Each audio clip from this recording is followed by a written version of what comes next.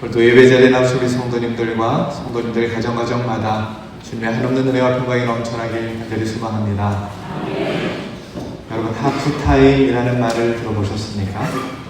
스포츠 경기에서 전반전과 후반전 사이에 있는 그 중간에 15분의 시간을 하프타임이라고 합니다. 그런데 이것은 단순히 쉬는 시간만이 아닙니다.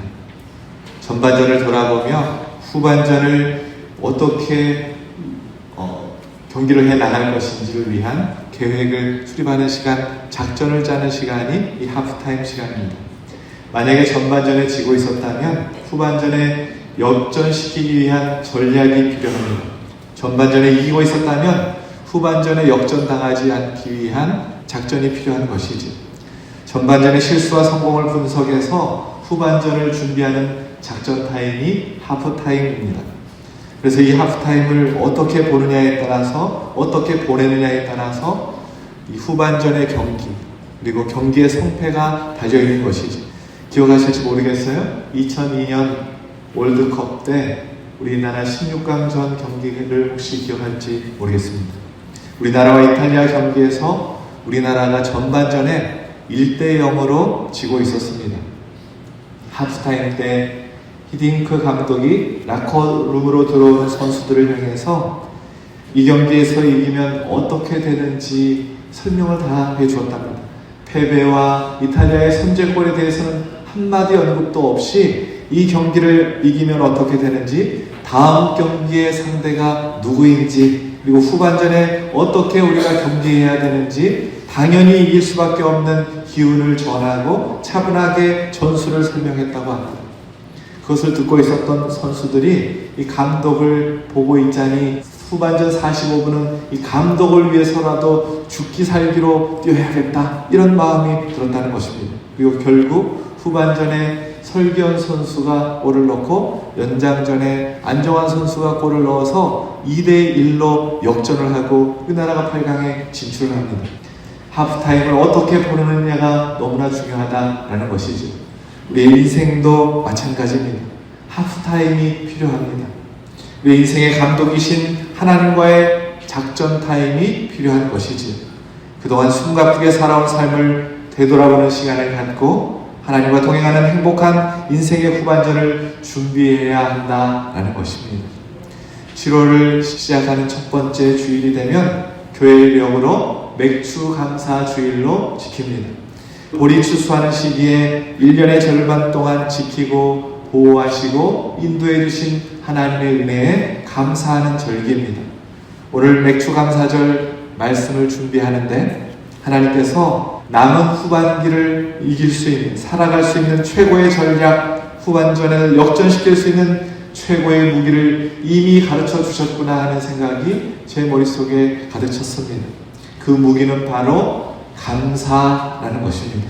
그래서 2025년 전반기를 보내고 후반기를 시작하는 첫 주일에 감사절로 지키게 하신 것입니다. 바라옵기는 전반기를 보내고 후반기를 보내는 이 첫 주일에 감사를 다시금 회복하셔서 2025년뿐만 아니라 인생의 후반전에 멋지게 역전시키고 우리를 승리케 하시는 하나님의 역사를 경험하고 간증하는 우리 유독교 모든 성도님들 되시길 예수 그리스도의 이름으로 축원합니다. 하나님께서는 이스라엘 백성들이 반드시 지켜야 할 감사절 3가지 절기를 가르쳐 주십니다. 첫 번째는 400년 동안 애굽의 종살이를 하다가 구원받은 것에 감사하는 유월절 절기를 지키라라고 명하셨습니다. 두 번째는 첫 열매로 하나님께 감사하는 오늘 맥주 감사절을 지키라라고 명하셨습니다. 세 번째는 모든 곡식을 다 추수한 후에 저장하면서 드리는 수장절, 다시 말하면 모든 곡식을 추수한 후에 지키는 추수감사절을 지키라라고 명하셨습니다. 이 세 감사절은 누구나 지키는 절기가 아니었습니다. 구원받은 하나님의 백성에게만 지키라고 명하신 절기였습니다. 하나님을 믿지도 않는 사람에게 무슨 감사의 절기가 필요한 것이겠습니까? 그러니까 감사절은 우리에게 있어서 놀라운 하나님의 은혜요, 특권이요, 축복입니다.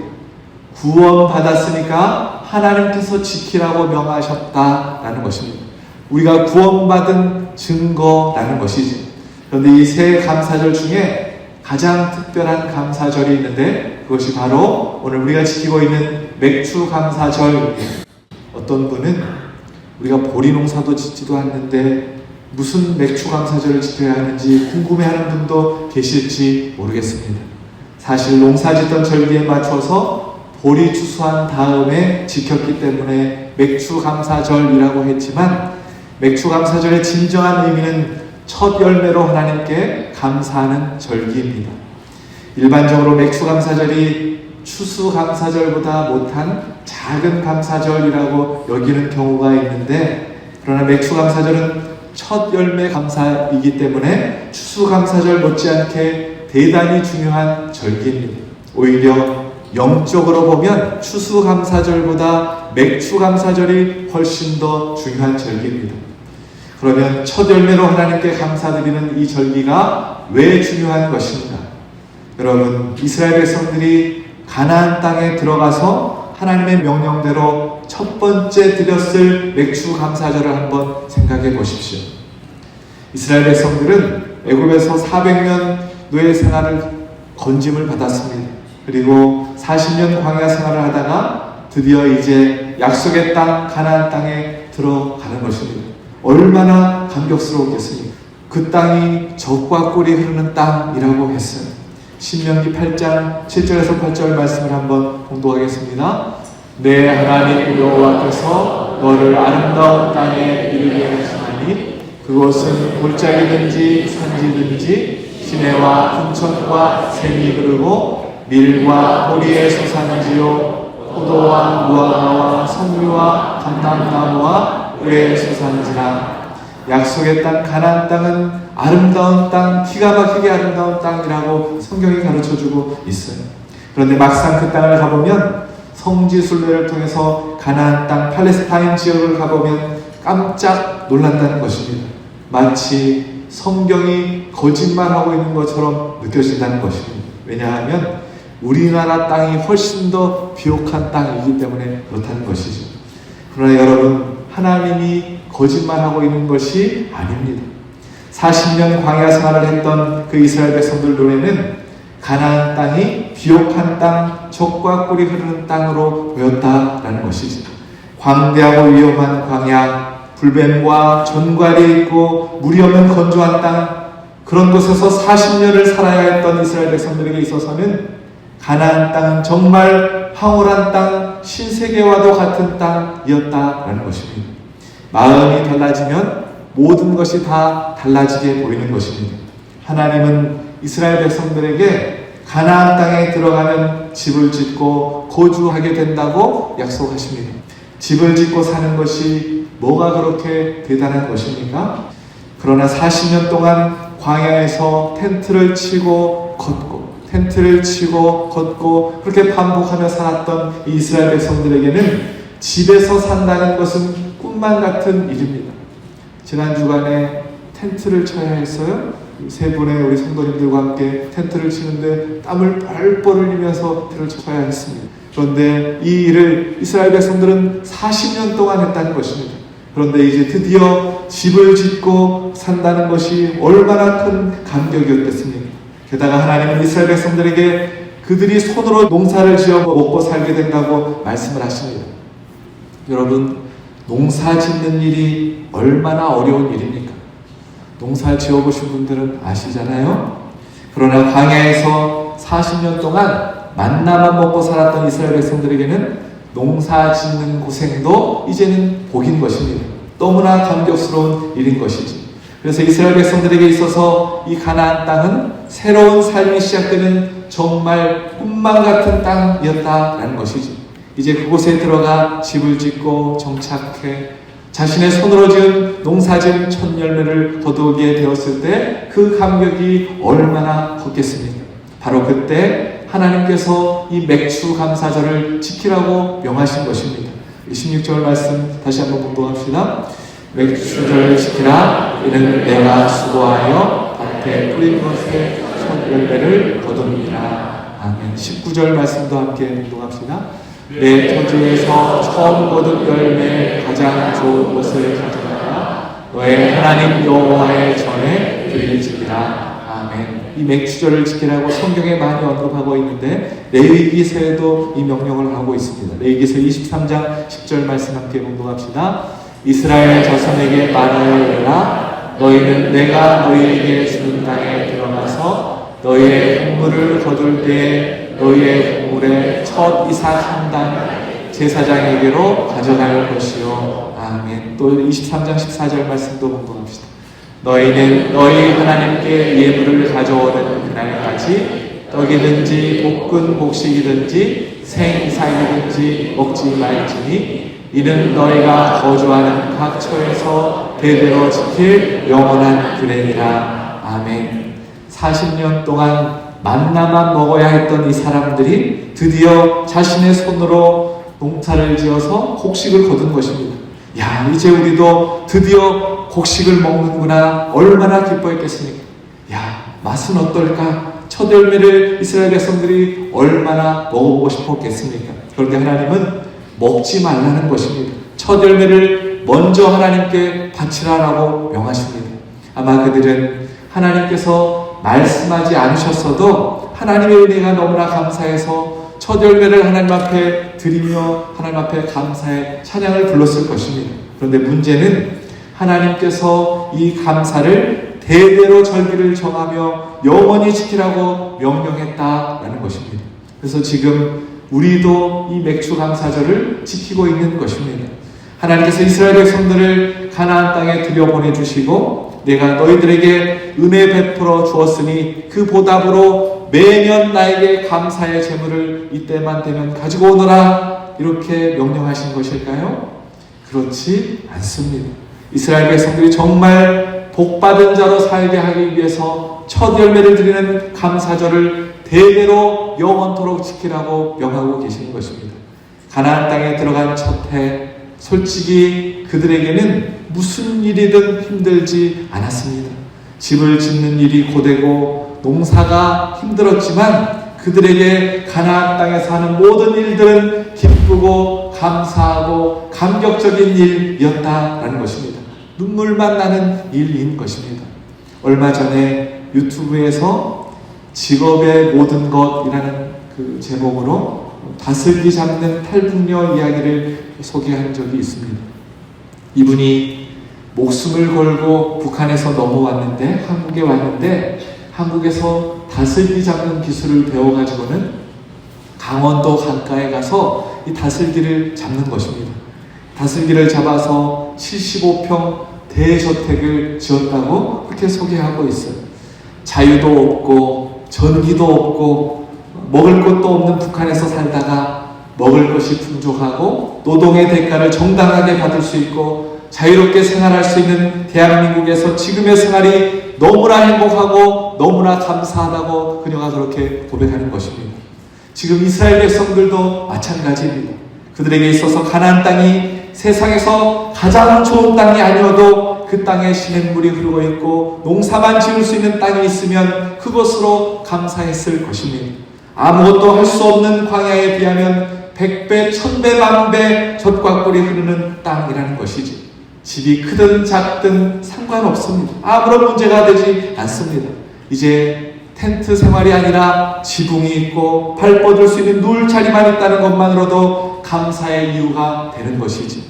농산일이 아무리 고되고 힘들어도 이제 만나만 먹는 것이 아니라 내가 농사를 지어서 곡식도 먹고 채소도 먹고 과일도 먹을 수 있으니 그들이 너무나 행복했을 것이다 라는 것입니다. 그들이 계속 그런 마음으로 살았다면, 감사와 감격의 마음을 가지고 살았다면 엄청난 복을 받았을 것입니다. 그것이 천국과 같은 삶이 아니겠습니까? 그런 마음이면 무슨 일을 하든지 잘 되었을 것입니다. 여러분, 이것이 구원받은 자의 감격이고 감사인 것입니다. 출애굽해서 40년 광야 생활을 마치고 가나안 땅에 들어가서 첫 해 이스라엘 백성들의 생활은 감격이고 감사고 모든 것이 눈물뿐인 것입니다. 그런데 가나안 땅에 들어간 지 두 번째 해에는 이스라엘 백성들의 마음이 어떠했을까요? 두 번째 해에도 이스라엘 백성들은 농사를 지었겠지요. 둘째 해에도 첫 열매를 거두었을 때 가나안 땅에 들어간 첫 해처럼 그들이 그렇게 하나님 앞에 감사하며 첫 열매를 바쳤겠습니까? 아마도 그들의 마음은 두 번째 해부터는 벌써 마음이 달라졌을 것입니다. 흔히 행복은 3일 간다라는 말이 있습니다. 사람들이 무엇을 성취했거나 무엇을 구매했거나 명품 가방을 구매했거나 무엇을 얻었을 때 행복감을 느낍니다. 그러나 그것이 그 시효는 3일 정도밖에 되지 않는다라고 심리학자들은 그렇게 말을 합니다. 둘째 해에도 여전히 가나안 땅에 그들이 살고 있고 집도 짓고 살고 있고 농사를 지어 혹수비를 추수했지만 감격은 사라지고 이제는 부족함이 보이고 더 좋은 땅이 보이고 더 좋은 집이 보이기 시작합니다. 이제는 힘들다, 죽겠다, 괴롭다 그렇게 원망거리, 불평거리가 점점 많아졌을 것입니다. 특히 고난을 경험했던 광야 세대가 다 죽고 나면 더욱 가나안 땅에 들어간 감격은 사라져버리고 말 것입니다. 그러나 구원의 은혜가 사라진 것은 아닙니다.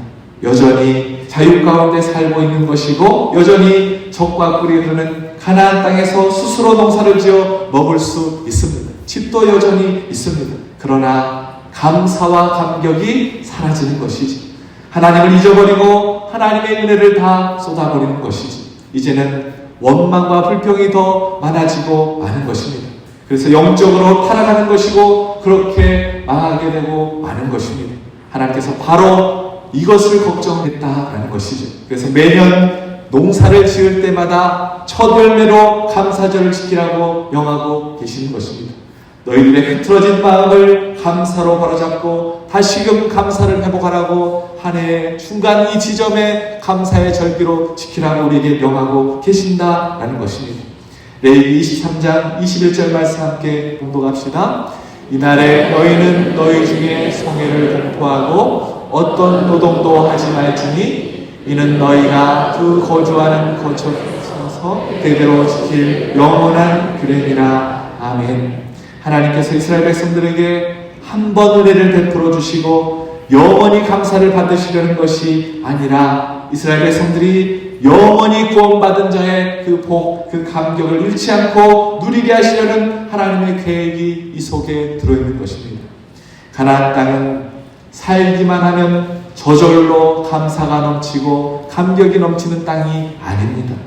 출애굽 사건과 광야 40년을 기억하니까 감사와 감격이 되는 것이지. 구원의 은혜를 잊어버리고 감사가 사라지면 가나안 땅은 더 이상 적과 꿀이 흐르는 땅이 되지 못하는 것입니다. 언제든지 지루하고 원망 불평이 가득한 땅이 될 수 있다는 것이지. 그러면 하나님께서 더 이상 복도 주실 수 없는 것입니다. 실제로 이스라엘의 역사는 첫 열매 감사를 잃어버린 역사였습니다. 그래서 결국 나라를 잃어버리고 70년 바벨론 포로 생활을 그들이 하고 마는 것입니다. 하나님의 은혜로 그들이 다시 예루살렘으로 돌아오게 되었을 때 이스라엘 백성들은 진심으로 바로 살지 못했던 자신의 삶에 대해서 회개하고 하나님 앞에 마음의 결단을 하게 됩니다. 하나님 뜻대로 살겠습니다 결단을 하게 되는데 그 중에 한 가지가 첫 열매를 하나님께 반드시 드리겠다고 결단을 합니다. 느헤미야 10장 35절 제가 읽어드리겠습니다. 해마다 우리 토지 소산의 만물과 각종 과목의 첫 열매를 여호와의 전에 드리기로 하였고 라고 말합니다. 이스라엘 성벽을 재건할 때 첫 열매를 하나님 앞에 드리겠습니다 라고 결단을 했다는 것입니다. 이스라엘 백성들이 왜 우리가 망했는가, 왜 하나님이 우리에게 벌을 내리셨는가, 그 이유에 대해서 생각을 해보니까 첫 열매를 드리는 일에 있어서 우리가 소홀히 했구나, 구원의 은혜를 망각했구나, 이것을 깨닫고 다시금 첫 열매를 회복해야겠다라고 하나님 앞에 다짐했다라는 것입니다. 여러분, 우리도 마찬가지입니다. 하나님께서 오늘 우리에게 첫 열매 감사로 하나님 앞에 맥주절을 지키게 하신 이유는 우리 역시 말할 수 없는 구원의 은총을 받았기 때문입니다. 멸망받아 지옥에 갈 죄인이었는데 구원받아 하나님의 자녀가 되었습니다. 이 구원의 감격이 있으면 형편이 좋아서 풍족해서 감사하는 것이 아니라 어떠한 형편에서도 우리가 감사할 수 있게 되는 것입니다. 가나안 땅에서 첫 해를 보내면서 감사 감격했던 이스라엘 백성들처럼 고생도 감사, 고난 중에도 하나님 앞에 감사할 수 있는 것입니다. 반대로 구원의 은혜와 감격이 사라지면 망하게 되고 마는 것이지. 그러므로 맥추감사절에 하나님께서 우리에게 원하시는 것은 단순히 첫 열매를 하나님께 드리는 것만이 아니라 이스라엘 백성들이 어떻게 구원받았으며 또 어떤 구원을 받았는지 기억하기를 원하고 그 은혜를 기억하며 영원토록 하나님 앞에 감사하기를 하나님은 원하신다라는 것입니다. 신명기 16장 12절 말씀 함께 봉독합시다. 너는 애굽에서 종되었던 것을 기억하고 이 규례를 지켜 행할지니라. 아멘. 종되었던 그때를 기억하라는 것이죠. 너희가 종되었음에도 불구하고 400년 종살이에서 구원받은 사람들이다 라는 것이죠. 영원히 죄 가운데 죽을 수밖에 없는 죄인이었던 저와 여러분이 하나님의 은혜로 구원받게 된 사람임을 기억하라 라는 것이지. 바라옵기는 내가 말할 수 없는 구원의 은총을 받은 자라는 이유만으로도 이 맥추절에 가장 큰 감사를 하나님께 올려드릴 수 있는 우리 유독의 모든 성도님들 되시길 예수 그리스도의 이름으로 축원합니다. 이 맥추절에 우리가 무엇을 하나님 앞에 감사해야 할까요? 신명기 16장 10절 말씀 함께 봉독합시다. 내 하나님 여호와 앞에 77절을 지키되 내 하나님 여호와께서 내게 복을 주신 대로 내게 힘을 헤아려 자원하는 예물을 드리고. 아멘. 여기서 77절도 맥추절을 가리킵니다. 6월절을 지난 후 일주일이 7번, 그래서 77절이라고 말하는데 이날에 나에게 복을 주신 대로 감사하라 라는 것입니다. 내게 복을 주신 대로 내 힘을 헤아려 자원하는 예물로 하나님 앞에 감사의 예물을 드리라라고 명하고 있습니다. 지난주에 자전거를 타고 담양댐을 향하여 가다가 왼쪽 발이 없지만 보조기를 차고 자전거를 타면서 저를 추월해가는 한 장애우 한 분을 보게 되었습니다. 순간 제 마음 가운데 참 대단하시다 그런 생각이 들었어요. 저분이 장애를 딛고 저렇게 자전거를 타기까지 얼마나 피나는 노력을 했을까 괜히 제 고개가 숙여졌습니다. 여러분, 장애우들이 정말 간절히 바라는 것들을 건강한 사람들은 다 할 수 있습니다. 앞을 보고 말을 하고 귀로 듣고 손으로 세수를 하고 걸어서 교회에 나올 수 있는 것, 그러나 이런 평범하고 작은 것들에 대하여 우리가 이 감사의 절기에 감사하고 있는가를 점검하라라는 것입니다. 이 맥추절에 지금까지 지내온 것이 다 주님의 은혜임을 기억하고 감사하라라는 것입니다. 옛날 춘추전국 시대에 중국의 편작이라고 하는 아주 유명한 의사 한 분이 계셨습니다. 그는 의술이 얼마나 대단한지 못 고칠 질병이 없고 죽은 사람도 살려내는 의사였다고 합니다. 편작에 대한 소문은 중국 전역에 퍼지게 되고 왕의 귓가에까지 들리게 되었습니다. 그래서 왕이 이 편작이라는 의사를 보고 싶어 했어요. 그런데 이 편작에게는 두 분의 형님이 있었는데 그 두 분 다 유명한 의사였습니다. 그런데 유난히 셋째인 이 편작이 더 유명하게 소문이 난 것이죠. 왕이 신하를 시켜서 편작을 불러서 왕 앞에 제명하게 되었습니다. 왕이 이 편작에게 묻는 것입니다. 자네가 편작인가? 예, 임금님, 제가 편작입니다. 자네가 죽은 자도 살리는 의사인가? 이리 가까이 와보게. 자네 형제들도 의사 선생님이라고 하던데 맞는가? 예, 제게는 2명의 형이 있는데 다들 의사입니다. 큰 형님도 작은 형님도 의사인데 사실 그분들의 의술이 훨씬 더 대단합니다. 임금님이 그 소리를 듣고는 깜짝 놀랐어요. 손을 꽉 잡더니 아니, 내가 듣기에는 자네가 제일 훌륭하다는데 어떻게 된 일인가? 자네가 보기에도 형제들 중에서 자네가 제일 뛰어난가? 아니면 형님들이 더 뛰어난가? 이렇게 물었다는 것. 그랬더니 이 편작이 하는 말이 임금님, 정말로 알고 싶으십니까? 그럼 알고 싶지. 사람들은 아무리 제 얘기를 해도 믿지 않는데 임금님만은 믿을 것으로 생각하고 제가 이야기를 해드리겠습니다. 그러면서 정성스럽게 진실한 이야기를 하기 시작합니다. 임금님, 우리 큰형님은 사람이 이렇게 들어오면 얼굴만 딱 봐도 그분이 앞으로 무슨 병이 날지 어디가 고장이 날지 다 알아서 그분이 고통과 고난을 당하기 전에 미리 다 고쳐줍니다. 우리 형님은 정말 대단한 분입니다. 그런데 이상한 것은 사람들이 그 고통을 당하고 아프기 전에 고쳐버리기 때문에 고침을 받은 사람들이 우리 형님의 고마움을 모릅니다. 감사함을 모릅니다. 그래서 우리 형님은 별로 이름이 유명해지지 않았습니다. 아, 그랬구만. 그리고 우리 둘째 형님은 병이 미미할 때, 조금 아플 때 알아봅니다. 야, 이것이 병이 날 것 같구나 하면서 미리 알아가지고 고쳐줍니다. 그래서 조금 아플 때 고치기 때문에 큰 형님보다는 조금 고마워하긴 하지만, 그러나 둘째 형님에게도 환자들이 별로 고마워하지 않습니다. 많이 아프기 전에 고쳤기 때문에 고마움도 모르는 것이죠. 아, 그렇구만. 그럼 자네는 어떤가? 예, 임금님, 저는 사실 두 형님의 경지에 이르지 못합니다. 사람들이 병들고 누워있고 이미 거동하지 못할 때 그때 찾아내고서 수술도 해주고 아주 독한 약도 쓰고 아주 힘든 때 고쳐냅니다. 그랬더니 미련한 사람들이 다 망가진 후에서야 고친 것을 아프고 고통을 하고 쓰러지고 난 다음에 그때서야 고친 사람인 내가 최고인 줄 압니다. 임금님, 정말 사라면 그분들이 고통당하기 전에, 쓰러지기 전에, 넘어지기 전에 먼저 고친 의사가 정말 의인이 아니겠습니까? 이렇게 얘기를 했다는 거예요. 그 이야기에 임금님이 감동을 하시고 큰 상을 베풀어 줬답니다. 여러분, 꼭 죽었다가 다시 살아나야 감사한 것입니까?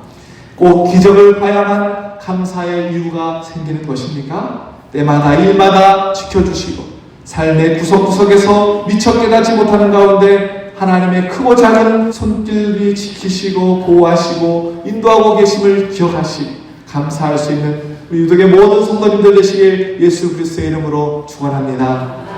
하나님께서 맥주 감사절을 통하여 우리에게 깨우치려고 하시는 것이 한 가지가 더 있습니다. 그것은 감사는 하나님께만 하는 것이 아니고 어려운 이웃들과 함께 나누는 것이다 라는 것입니다. 신명기 16장 11절 말씀 함께 공독합시다.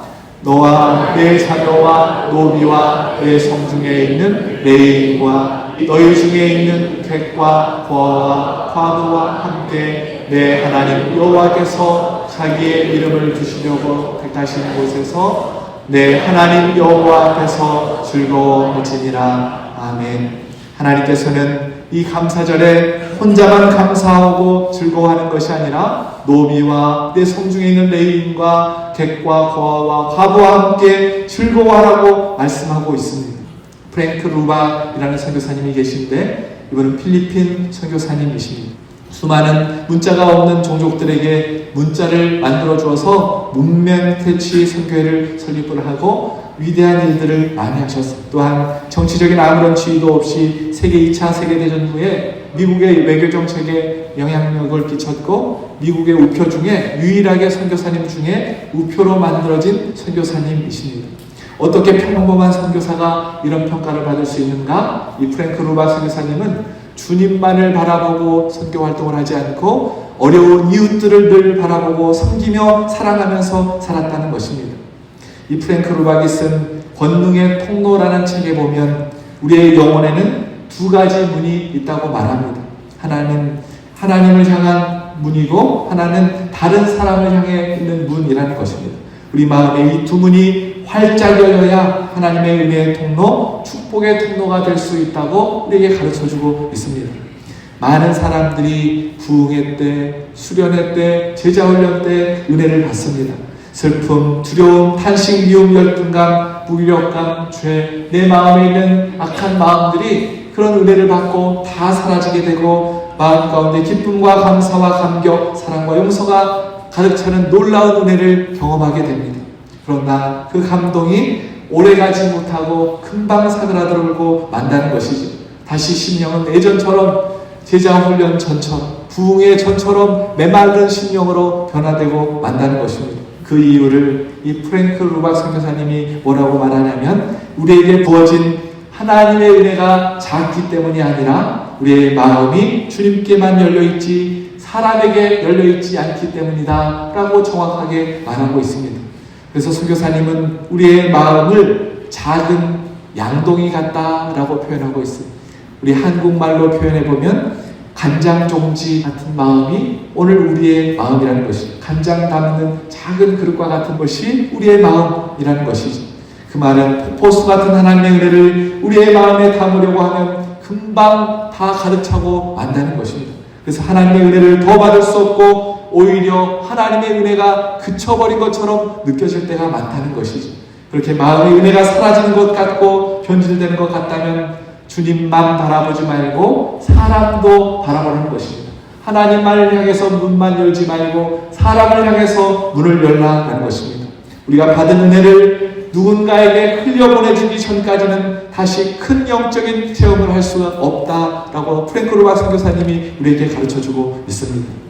우리의 마음에 성령을 담으려고 해도 안 되고 오직 하나님과 사람 쪽에 양쪽의 문이 열려있는 사람, 그 사람의 마음만이 성령 하나님을 담을 수 있다, 성령의 능력을 담을 수 있다라고 말하고 있어요. 예수님께서도 우리에게 말씀하셨습니다. 받으려면 먼저 주라는 것입니다. 누가복음 6장 38절 말씀 함께 공독합시다. 주라, 그리하면 너희에게 줄 것이니 곧 후이되어 누르고 흔들어 넘치도록 하여 너희에게 안겨주리라. 아멘.